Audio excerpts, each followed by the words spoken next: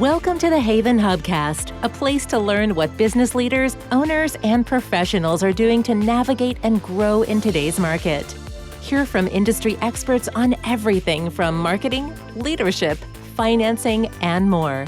Brought to you by HAYVN, a co-working space where you can connect, create, and get stuff done.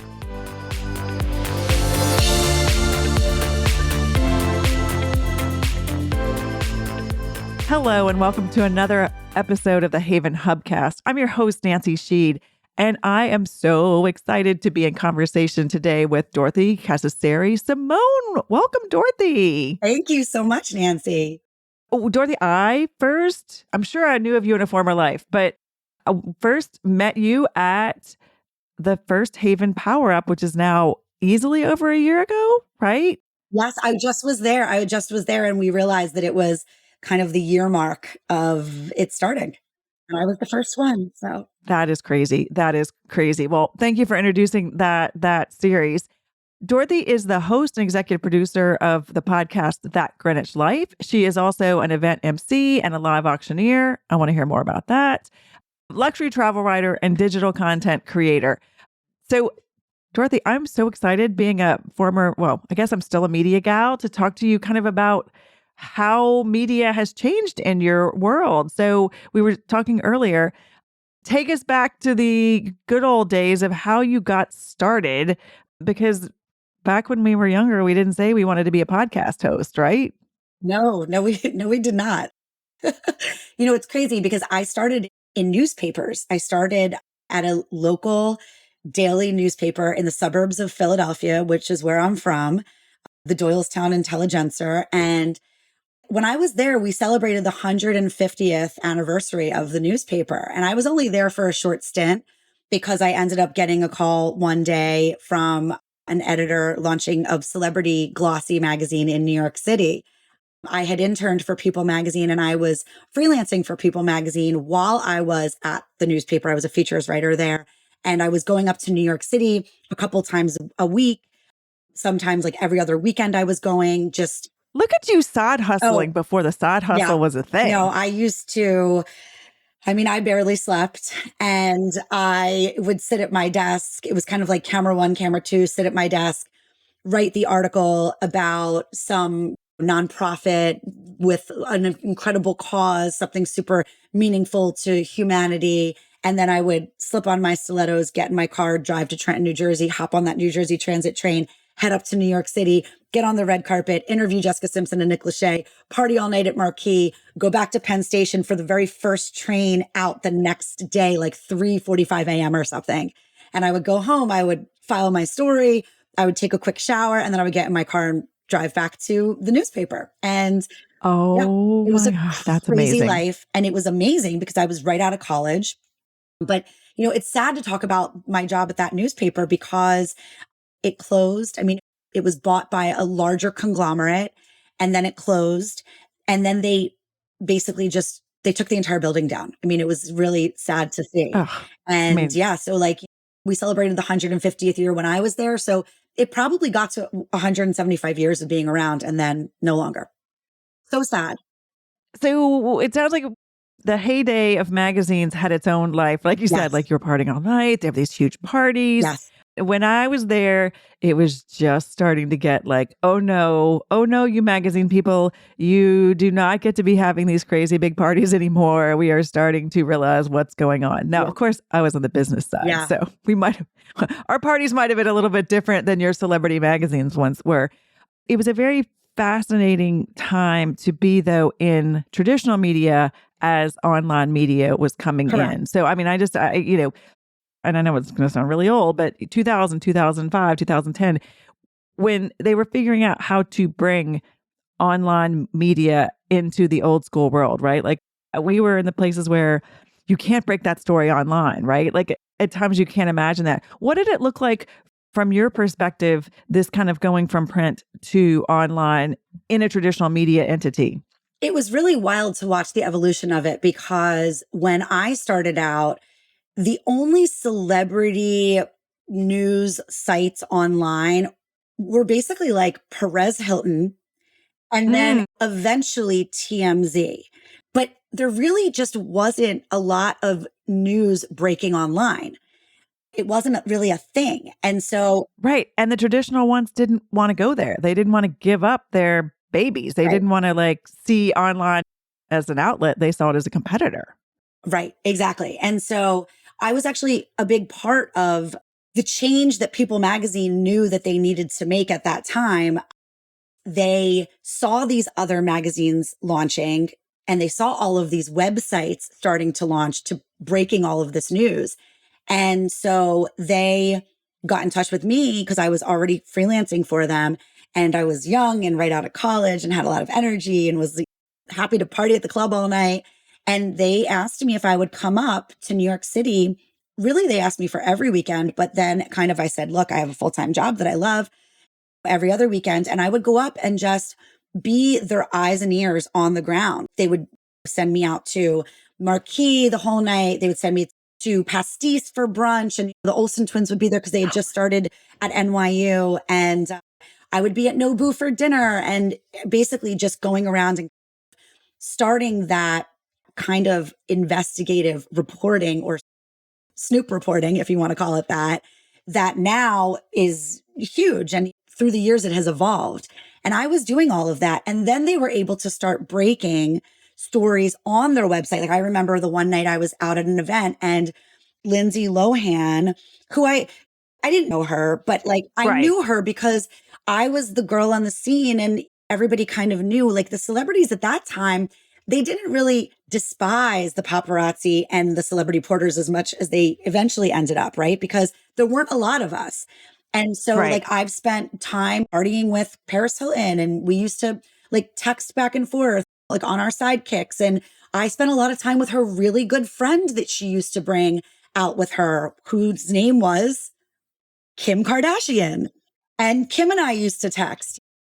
But the one night I remember Lindsay Lohan was right in front of me and Wilmer Valderrama and they kissed. And like I broke that story of them dating. And this is really the reason why I got out of this because I never felt good about it. I never felt good about it when I Right. was doing it. It's so against like the heart of who I am as a person. And I did it for many years and I always tried to kind of keep it clean. And harmless in theory is harmless, like not hurtful. Correct. And so I have now kind of like moved. I always say now I'm a reformed celebrity gossip girl. And now my purpose is far greater than gossip. And when I launched my podcast, That Greenwich Life, everybody thought, oh my gosh, it's the celebrity gossip girl. Now it's going to be a Greenwich gossip show. People wanted that. Like they really, really wanted No. that. And there was no way in hell that's what I was going to do. And actually the show is completely the opposite of that. It's all about like the super raw and hard and vulnerable things that we all go through that we do need to talk about more. Right. That don't get the attention that they Correct. need. Okay. I just need to know about the technology at the time. Did we have a cell phone? Did we have like what was your technology that you were running around Flip with? Like at this phone. point, people they weren't exactly the flip phone. You were texting old school, Yep, right? Like you probably had a BlackBerry. digital camera. Yep. I have a picture of me with Tom Cruise. I had the picture on my flip phone.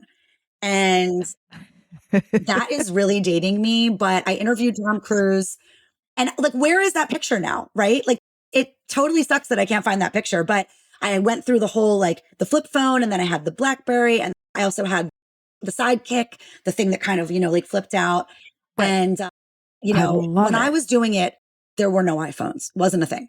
Yeah. I mean, No, I listen. used to do my interviews on a tape recorder, an actual handheld tape recorder with a tiny little cassette tape in it. That's how I used to interview all of the celebrities. Yeah, Can you imagine? it's a different time. As opposed to our teeny tiny microphones that we have I know. now. I love it. Well, so fast forward again, and I want to do come to your podcast, but as we were talking before, a lot of us who came from media have a special place in our heart for that's where we got started, whether it was a magazine or there's a group of us. And even back then, it was a question of how do you define success, right? And so it's a slippery slope of, okay, if your content and editorial is amazing, but the advertiser not supporting it, does that mean it's not a successful publication, right? And so I think the outside world always just thought, oh, the thicker it is, the better it is. But then everybody hated ads, but we knew we needed the ads to bump it up. It's not the same world anymore. No. There's so many forms of communication or content vehicles by which people can advertise. Our attention spans are stretched thin. So magazines and newspapers are now really thin. Right. I'm worried they're not going to be around for the next generation unless something new happens. What breaks your heart the most, or what gives you hope in terms of what this media evolution is? I'm such an old soul. I really am. I mean, I was definitely born in the right time. If I was born at the time that my kids were, I don't even know. I would probably lose my mind. I'm already losing my mind with all the technology. What really breaks my heart, two of the magazines that I worked for, Life and Style and In Touch Weekly, they just announced 6 months ago that they were closing the print version of the publication. And that was really sad to me because it's almost like finding out that your elementary school closed for good. You know, it's a place where you kind of lived and you worked, and it was such a part of who you were, and you were such a part of it. And that made me really sad. But also, I came to the conclusion myself, this was probably back in, I'm going to try to put like a time frame on this, maybe like 2008, like around maybe closer to like 2010, I would say. I started realizing myself that these magazines were not spending money like they used to. They were really tightening the purse, and it made sense. I understood it. But that's actually when I decided to go out and start my own production company. And I decided to bring in consumer brands. Okay. Let me just ask you what this kind of reminds you of. Okay. So consumer brands pay me to promote them on TV shows around the country. Now, this is before Instagram, but I like to say I'm like an OG influencer because I was doing influencing before 20-year-olds were making millions of dollars in mommy and daddy's basement. I was going all around. I had Godiva and Dyson and Wayfair and Dove and Mondavi wine and anything that you can think of. Name a brand, like a household brand, a lifestyle brand. They were hiring me to put them on TV shows and to endorse them, right? Right. And I love it. It was hugely successful and hugely profitable. And I loved doing it because I only accepted products that fit into whatever it was that I was talking about. If I'm doing like the 5 things to make mom feel like an A-lister for Mother's Day segment in Phoenix, Arizona on their morning show, a diet pill company approaches me, wants to offer me a huge check, but the answer is no. I'm not going to pop diet pills for a gift for mom for Mother's Day. Sorry. Maybe these days you get mom a little vitamin O, she might be into it, but those days, no chance. Right. So I saw that. I saw the magazines really going under in terms of the rest of the media landscape and all of the websites and blogs and things like that. And I got kind of in front of it. And if I'm hearing you correctly, Dorothy, it was all video, or did you also have a component, a sort of, like you said, blog component, or were you also the original OG and knowing that video was the way to go from day one? Yeah, it was video. I never actually really had a blog, which is kind of strange to say because I'm a writer first and foremost. People think of me as being a TV personality because I did spend many years going on the Wendy Williams show, the Today Show. I flew out to LA for the roundtable of Chelsea Lately. I was on every single TV show all the time talking about celebrities. And I did that for many, many years.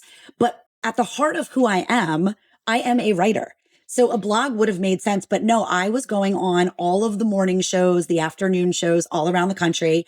And I was doing the tabletop segments and talking about all of the brands in that way.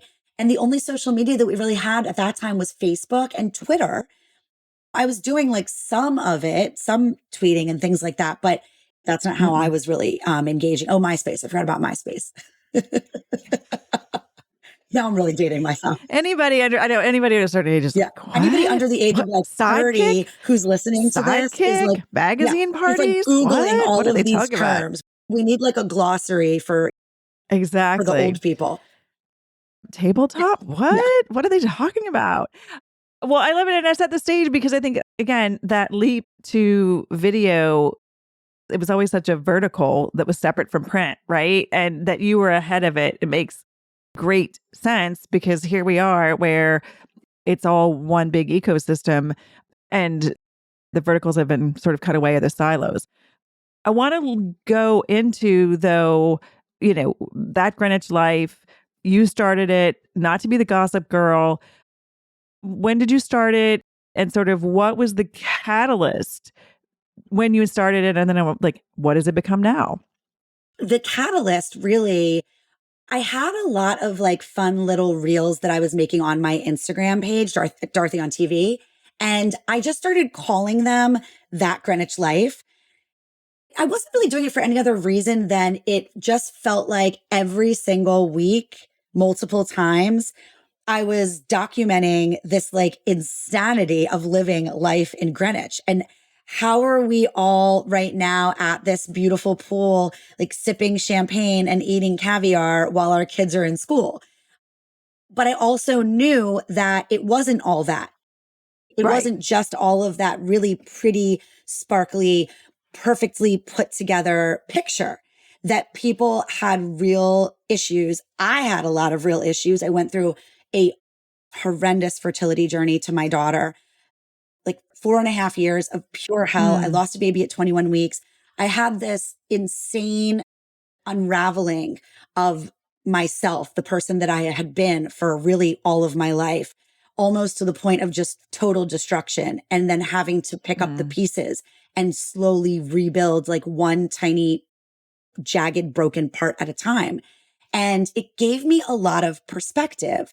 And so I liked this concept of these reels of That Greenwich Life, kind of as like a tongue in cheek, like, oh, well, just me living that Greenwich life, like cleaning up like my dog's puke. And then an hour later being like all dressed up and going to like an insane theme party where adults think that they're on spring break again. And so I really came up with this. Then a friend of mine, my friend Chelsea, who is such an angel on this earth, she was like, there's this new podcast studio opening in Greenwich. I really want to introduce you to them.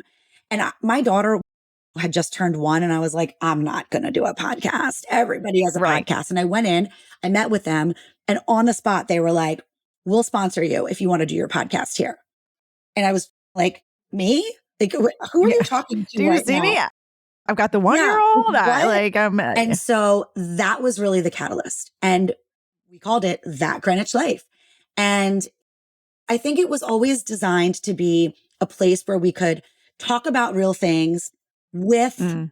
the setting, the very beautiful, sexy, glamorous setting of Greenwich, Connecticut. And it's not just Greenwich, Connecticut, right? It could be Beverly Hills. It could be Laguna Beach. It could be Right. Chatham, New Jersey. But it also could be like a small town in Arkansas, because the fact of the matter is we're talking about universal things that no matter what your backyard looks like or what car you're driving, we are all dealing with something hard. Mm. Really, we're all carrying something difficult.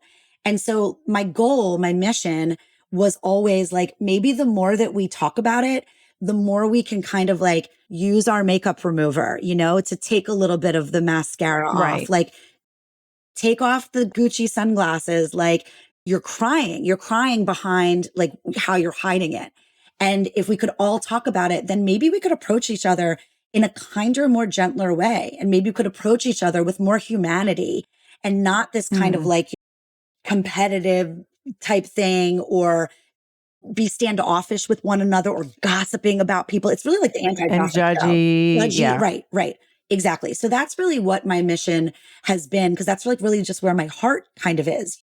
I didn't really think it through that much. I think actually probably the original open that I created for the show might have led people to believe that it really was kind of more of like a hoity-toity, like Right. vapid show about Greenwich. And it's not. And it's amazing. And I did a big event back in November for the launch of my second season. And it was 150 women. We did it at the Hyatt. It was the most unbelievable party. And then we had a live podcast episode.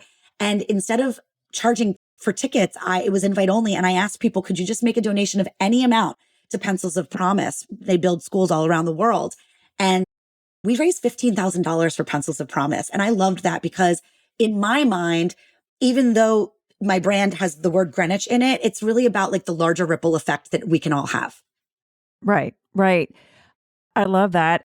And I love that you've sort of you understand where you live, you know the people where you live, but there are all types of people where we live, and taking that beyond and not just making it at a certain very superficial surface level.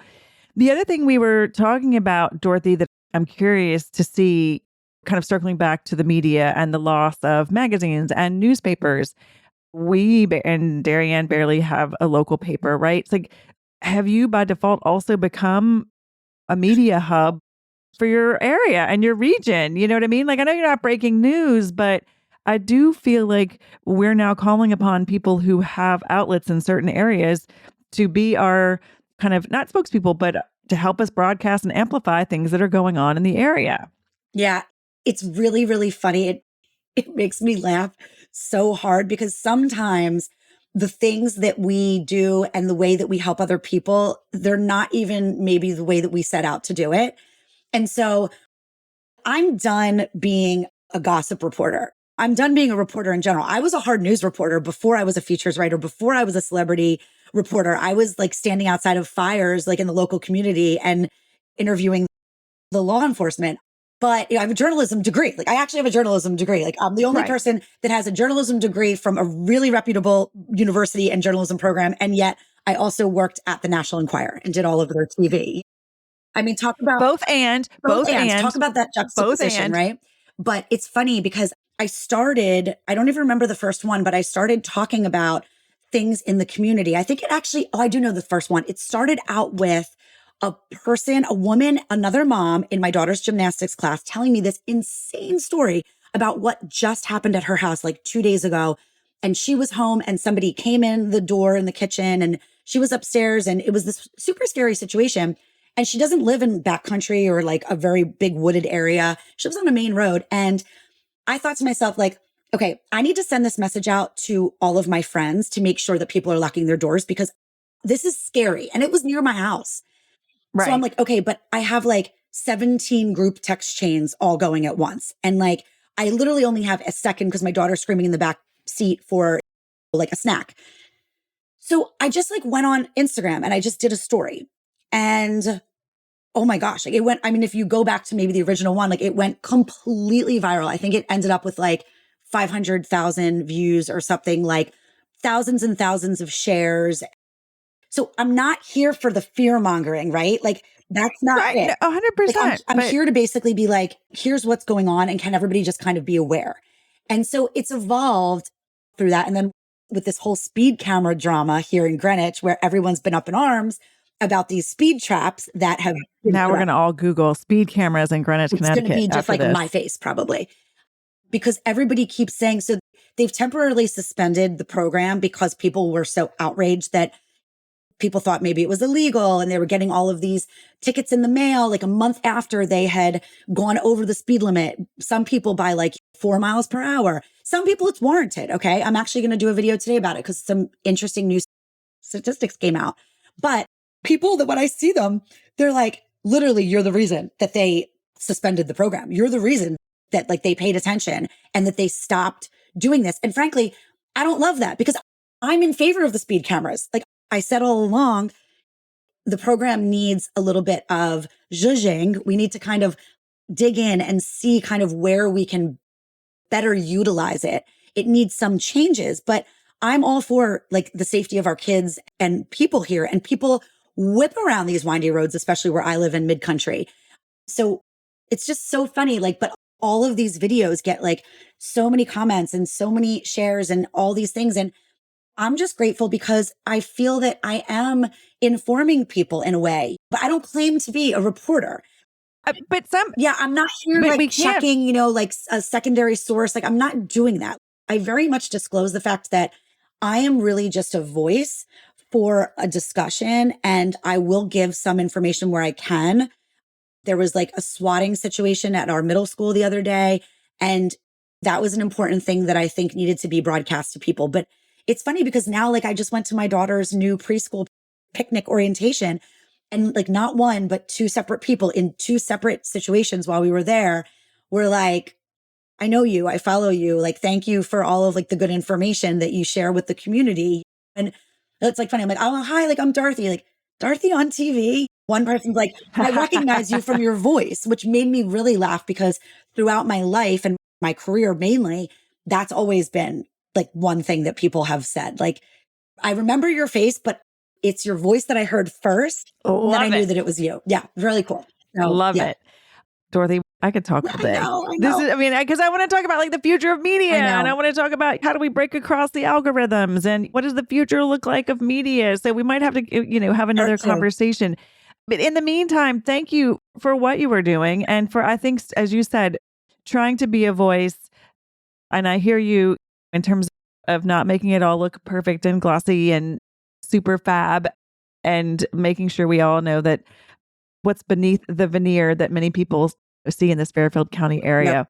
For those that aren't already following Dorothy on TV or That Greenwich Life, what's the best way to reach you or find you? Yeah. So on Instagram, I'm at Dorothy on TV, and I'm pretty responsive to DMs. It takes me sometimes a while because I get so many of them, which is a great problem to have. But also I have a website, DorothyOnTV.com, which is like a deep dive into who I am and what my background is and all of the things that I do. And then on YouTube, my YouTube channel is youtube.com/DorothyOnTV. And then my podcast, That Greenwich Life, is available on Spotify, Apple Podcasts, wherever you listen to your shows. Awesome. Yeah. Okay, there's going to have to be a part 2 to be continued media conversation. But thank you for supporting the Power Up group and the work that HAYVN is doing. We love that you've sort of become part of the HAYVN community. Again, we'll just have to keep talking. We'll come back for another media conversation, but thank you for being here. I love it. Thank you so much, Nancy. I loved all your questions, and what a great way to start the day today. Oh, I love it. For those of you listening, thanks for listening. If you like what you hear, please give us a heart, thumbs up, review. Make sure you're subscribed on your favorite podcast channel, and we'll be back with another episode of the HAYVN Hubcast soon. Thanks for listening to the HAYVN Hubcast, a place to learn what business leaders and owners are doing to navigate and grow in today's market. Please leave a review on Apple Podcasts and subscribe on your favorite podcast app. HAYVN is a co-working space and virtual community located in the heart of Fairfield County, Connecticut. HAYVN is a hub for business owners and professionals to connect, create, and get stuff done. Find out more about the HAYVN community online at hayvn.com. That's HAYVN.com. HAYVN Hubcast is produced by Sound Advice Strategies.